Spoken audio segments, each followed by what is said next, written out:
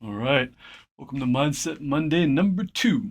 So today, what we're going to talk about is the Kaizen principle. And the Kaizen principle is something that I first heard about from the late strength and conditioning coach, Charles Poliquin. Kaizen is a Japanese principle that means small and continuous improvements. So you see this in a lot of different subjects. In strength and conditioning, it comes up a lot, but you see it in a lot of different things. So we're going to talk about how you can apply this to daily life.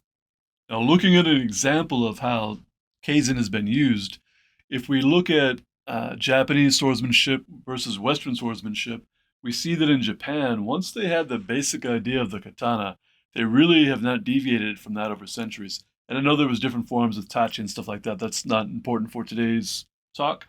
We're talking in general terms. So if you go back far enough, and you can find examples of they did have some double-edged swords, but once they got the basic idea of the what we think of now as the katana down, they've really stuck to that, and the concept seemed to be just perfecting that design instead of trying to come up with new designs. And my understanding is that in Japan there was a rivalry between the people that made armor and the people that made swords. So the people that made armor were always trying to make better armor, they were trying to improve that. The people that made swords were always trying to make better swords.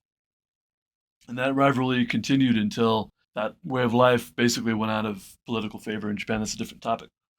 In the West, what we see instead is a lot of different types of swords and a lot of different types of armor.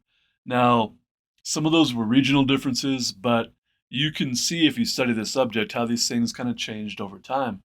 And so in the West, in general terms, there seems to be more of a tendency to find new ways to do things as opposed to perfecting a certain thing. So that may not be a perfect example, but I think it gets the idea of across of how the Japanese seem to approach this versus sort of kind of normal Western thought. Now, what that brings us to is the idea of Kaizen, which is small continuous improvements, versus we might think of finding new ways to do things or overhauling things. A different way to phrase the Kaizen principle is you'll hear people like Sean Cannell talk about just do like 1% better continually. Um, Another way to phrase the Kaizen thing is the idea of polishing. So if you have a subject that you need some improvement on, sometimes when we're looking at situations, we're making a decision between if we're going to scrap something and start over, or if we can just kind of fix what's going on with it, or do we need to make little adjustments? And that's where Kaizen comes in, because when we look at trying to get better at something, if we can shift our thinking a bit to small continuous improvements, that works really well in a lot of different situations. So the next time you need to make a decision about whether you need to overhaul a situation or scrap it, or maybe if you can improve it, consider if like small continuous improvements over time will do the trick because little things add up, as I often say.